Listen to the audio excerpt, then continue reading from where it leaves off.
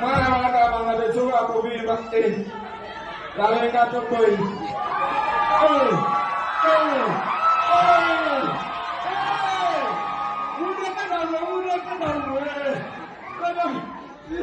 Mpulira saagala zikwatako naye njagala.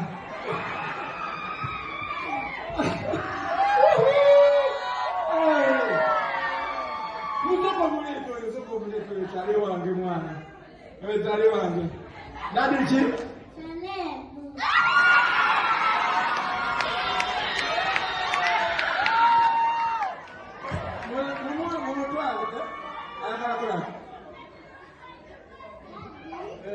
Oyagala ki abantu bagenda kuwa?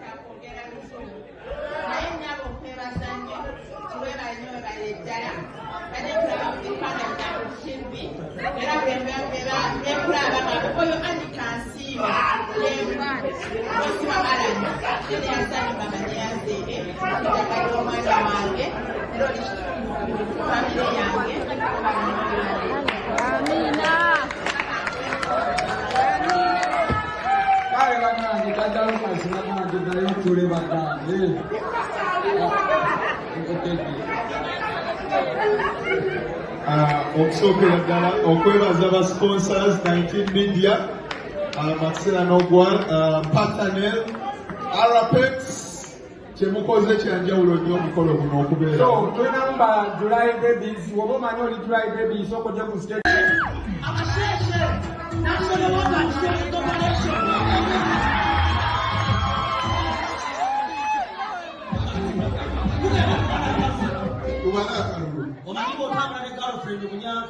Bagamba okuyingira mu hoteri ezimu. Drinks from outside are not allowed. Era abanyako omuganda bwatuuka buloogi nga bumwe erina olimu omunyako ng'afuna ebbaafu y'amazzi ng'akuba. Anti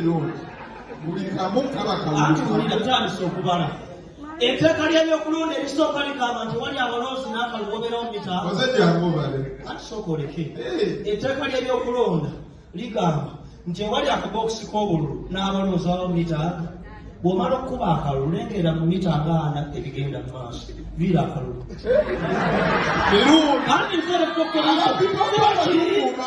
sibakiri viira olenga asisidenti nze byamukama nze okyangalanya polisi station kwata wakasente kamu bonna bwaffe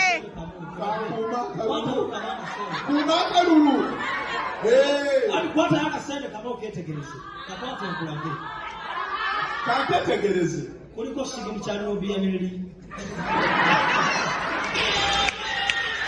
kuliko back off Uganda is ready by president because of the situation. Play the song.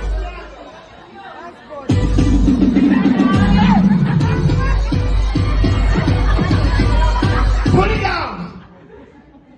Banango wavuvi. You see, you will always tell the difference between a broke person and a rich person, regardless. You will tell. Even when a kidnapper kidnaps a rich kid, a kid of a rich person is different. Akana kidnapping and akateka mu motoka. Primo, excuse me, uncle, you're driving speed. We shall not. Uncle, you don't have an AC. Please switch on the AC. Na yako mwavu kakidnapping. To make matters worse, tumekama akasoka, it is disaster. Kateka muno ejivuga, uncle, take a bus CBS to lead this. Being broke is bad. Even when it's a kid, you see, we've all been to national schools, right? You remember that if you've not been there, you have a problem. Now, check it out. I don't know why I said it. I didn't know or whatever. But we try to so many. So now, a kid, you see, when we were in nursery, we would go to school.